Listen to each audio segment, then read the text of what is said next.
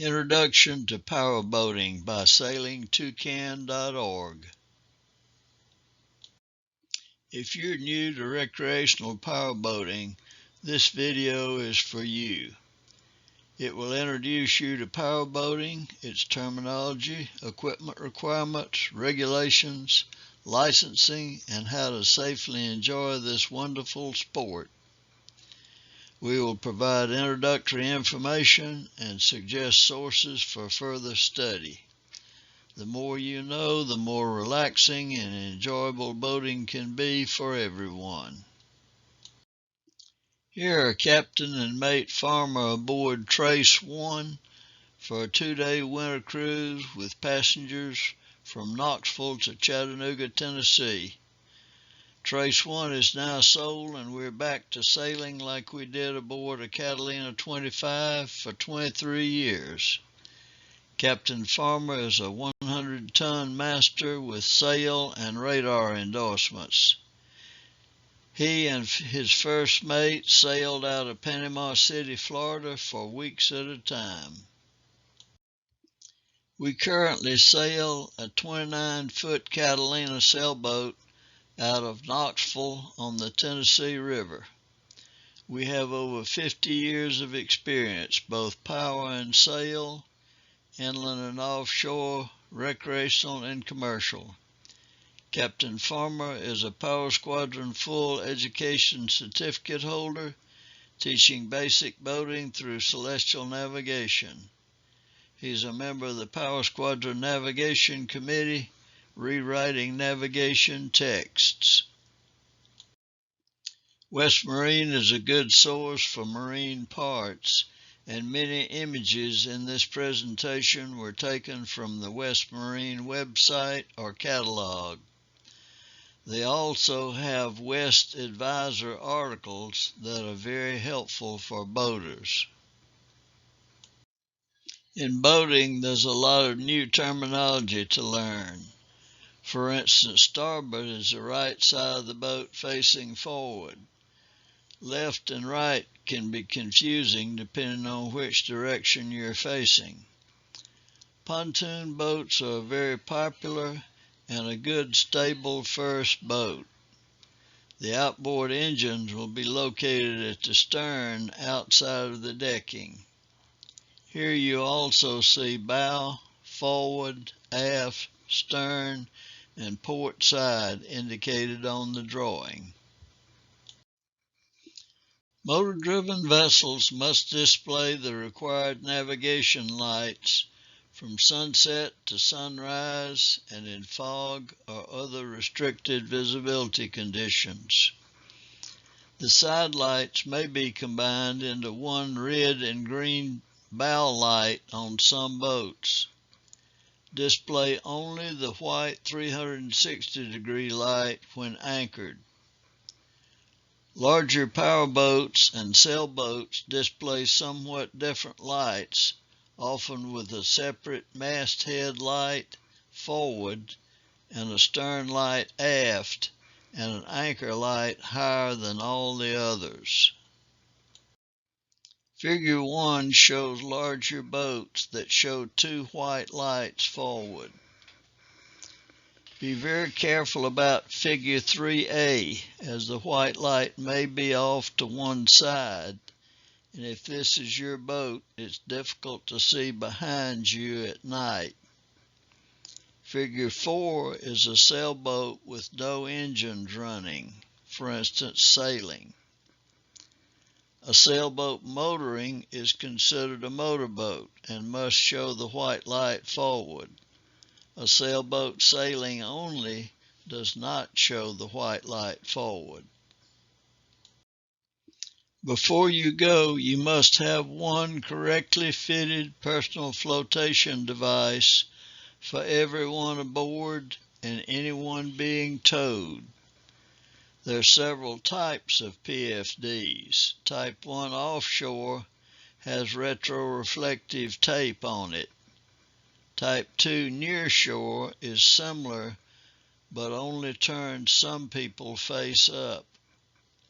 Type 3 buoyant vest is more comfortable and worn by many people, but it's only a flotation aid. Boats over 16 feet long must also have a throwable device, and a seat cushion can be used for this. More and more people are enjoying the comfort of Type 5 inflatable PFDs. Some require you to pull a lanyard to make them inflate. Some will automatically inflate when you fall in the water. Some have a built-in safety harness for offshore sailing. These are light and easy to wear, but in some states must be worn to be counted against your minimum number. Type 5 PFDs should be tested yearly. Inflate to see if they hold for 24 hours and change the CO2 cartridge. Most of these also have a manual inflation tube. Marine fire extinguishers are required on most boats. Check with the Coast Guard and local regulations to see exactly what is required for minimums. Typically, boats less than 26 feet require 1B1 as the absolute minimum, but we recommend more.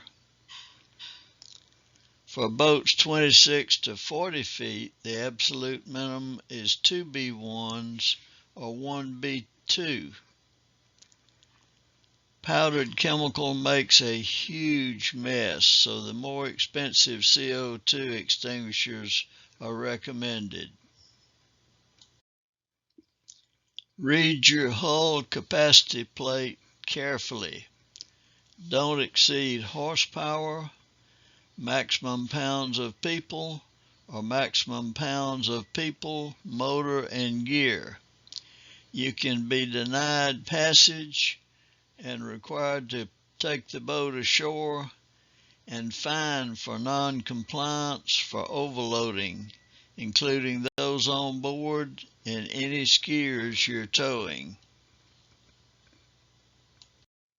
Unless your boat is a large documented vessel, you have to have state registration and a current date decal.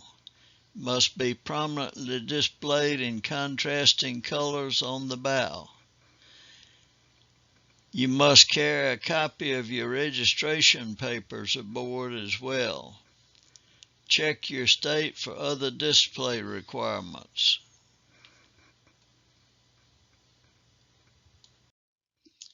If you have an enclosed engine compartment with a gas engine, you need to run your blowers for at least 4 minutes before starting your engines.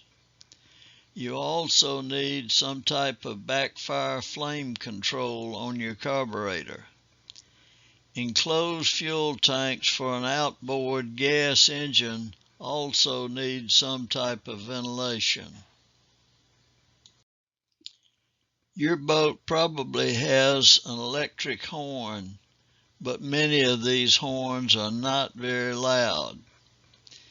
If you don't have an electric horn, you need an air horn or at least a whistle or something you can use to make a distinct sound. If you have a problem, you need a way to attract attention.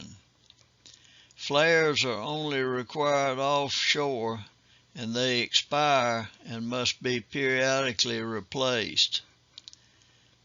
The newer strobes replace flares. They emit a very bright SOS at night. Distress flags can be used during the day, and they're 3 feet by 3 feet. If you don't have any of these devices, raising and lowering both arms, especially with a PFD in each hand, is a sign of distress. Boats over 26 feet are required to carry these placards but boats less than 26 feet are also recommended to have them. The placards show your commitment to clean water for all of us. It also helps to have a trash management plan, especially if you have guests aboard, and explain it to them. Usually you can buy these decals as one set.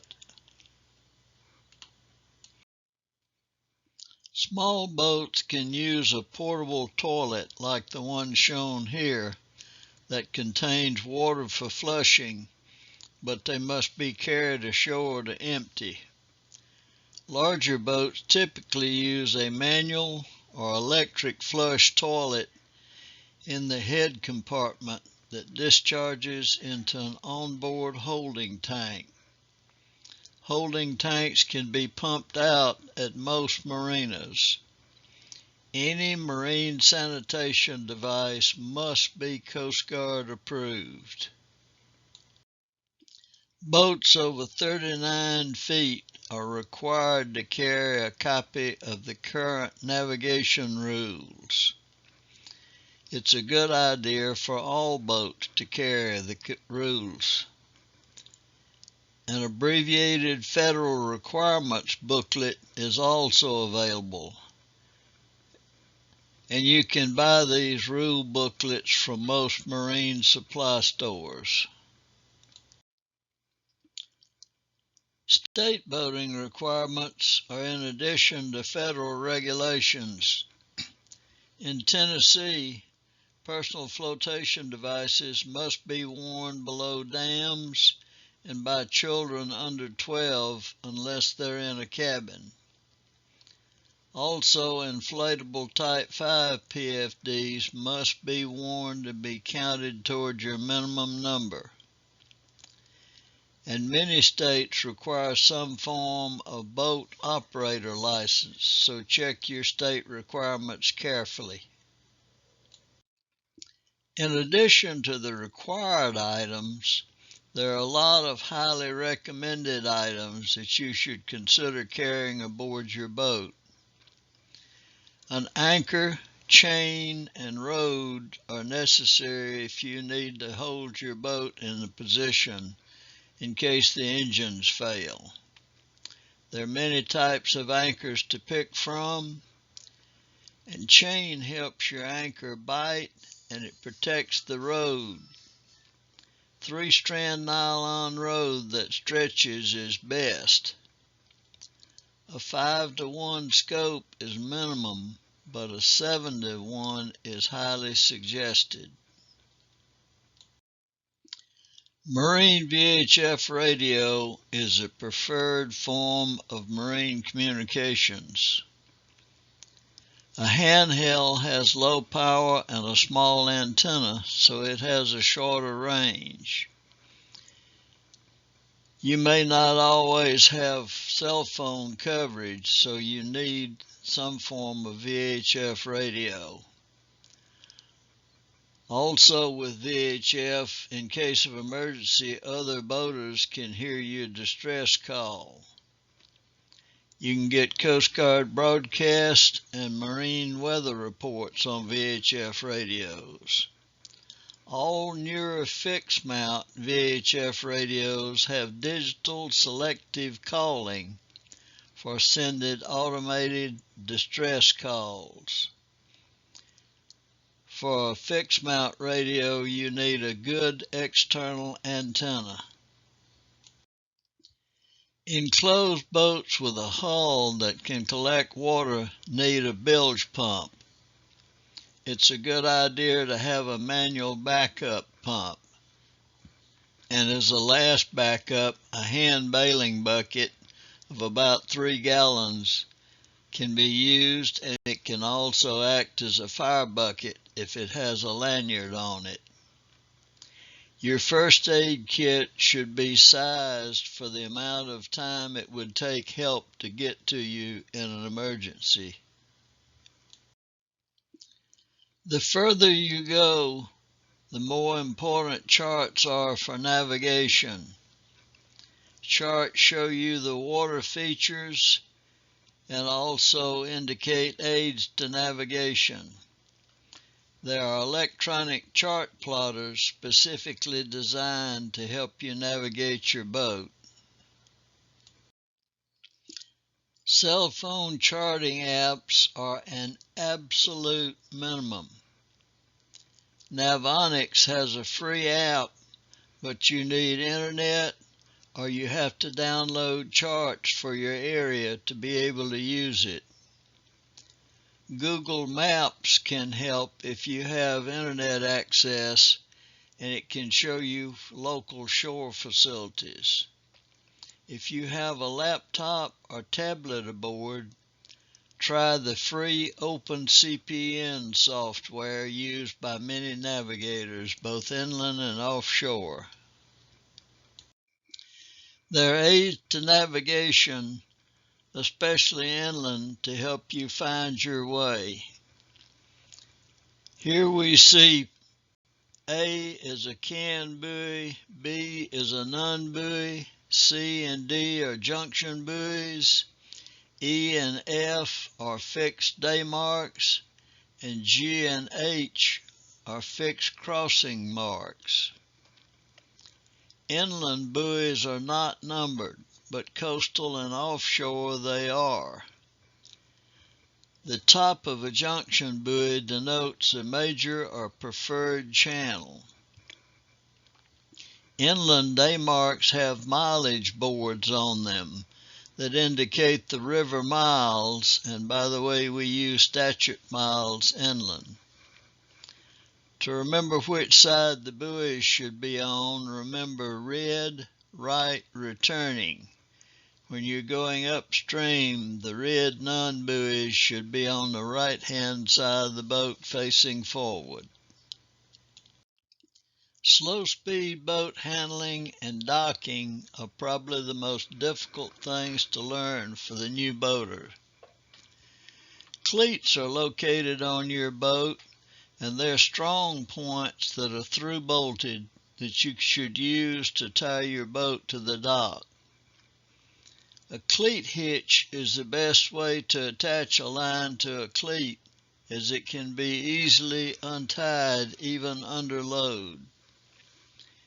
There are many types, colors, and sizes of fenders to choose from to protect your boat. When tying up your boat, use bow and stern lines to hold the boat to the dock, and use spring lines to control its forward and aft movement. You may need fenders and sometimes lines on both sides of the boat. Docking for all new boaters or new boats is something you have to learn. You must learn through your own experience how your particular boat handles at slow speeds, near docks, or other obstructions. Go slow by shifting in and out of gear as needed. Most boats have a right-hand prop. When backing, as shown here, your stern will swing to port, and you can use this to advantage when docking. Don't forget the effects of wind and current, and this may make docking a good bit more difficult. A safe and easy way to learn docking is to practice with a simulated dock. Pick a quiet area and set up the simulated dock with 2 or more floats as shown. Practice with no wind or current first. Practice port side to dock and then starboard side too. Try this with wind if you can to see how your boat reacts. Make turns and observe how your boat steers as the stern swings in a turn. Try pushing a shopping cart backwards to see how your boat reacts. Most boats have a pivot point That's about 1/3 of the way back from the bow when going forward. Just like on the highway, there's a set of rules of the road for boating. In a head-on situation, each boat should keep to starboard just like you would in a car in the United States. In a crossing situation, the boat on your starboard side is considered the stand-on vessel, and it must maintain course and speed, but you must keep clear of the stand-on vessel. You're considered the give-way vessel. At night, you'll see his red bow light. And note that the danger zone is considered as dead ahead to 112 degrees, which is slightly aft of the midsection of the boat. In an overtaking situation, the boat ahead is a stand-on vessel, and you must keep clear. He may not see you unless you call him on the radio or sound a horn signal, and he could unexpectedly turn right into your path to avoid a log. At night, be extremely careful, as one white light could be a boat anchored, a boat ahead of you, but you don't know what size she is, a light on shore somewhere, and also remember it's difficult to judge distance to a single light. Please stay well clear of all commercial vessels and especially towboats with tows that must stay in the channel and are much less maneuverable. A typical tow may take up to a mile or more to stop. If you have Vhf Radio, call on channel 16 for safe passing instructions.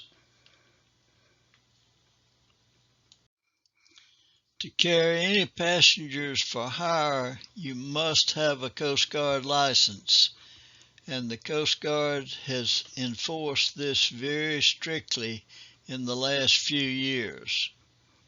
A six-pack or operator of uninspected passenger vessel license allows you to carry up to 6 passengers on an uninspected vessel, such as a fishing guide.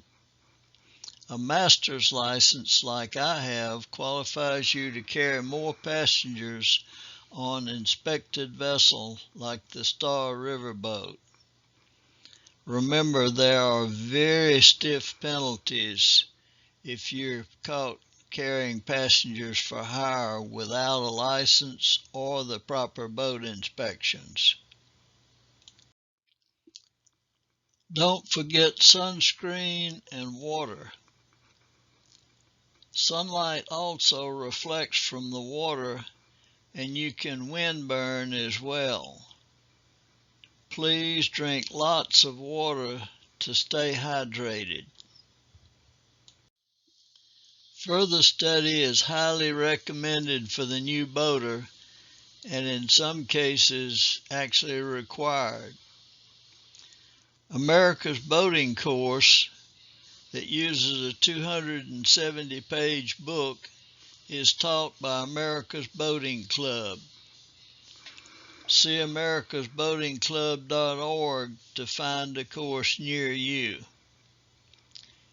You can get a free vessel safety check called a VSC from America's Boating Club or the Coast Guard Auxiliary. A VSC ensures your boat has all the required equipment before you go. America's Boating Club has many other courses to offer. Boat handling is a good place to start, and then marine navigation, advanced marine navigation, offshore navigation, and even celestial navigation are available. Electives include weather, sail, engine maintenance, and electronic navigation, and many others are offered, plus 2-hour seminars. There are more free river navigation videos. See sailingtoucan.org and our river navigation page for a video index. We're slowly adding to these videos to help you be a safer boater. Our website is sailingtoucan.org, and we thank you for watching this video. Please be safe out there and enjoy cruising. You can contact us at captfarmer@gmail.com. We're at 8016 Ellisville Lane in Knoxville, Tennessee, 37909. And my phone number is 865-765-3407. You can search for our other Sailing Toucan videos, and please check out our website.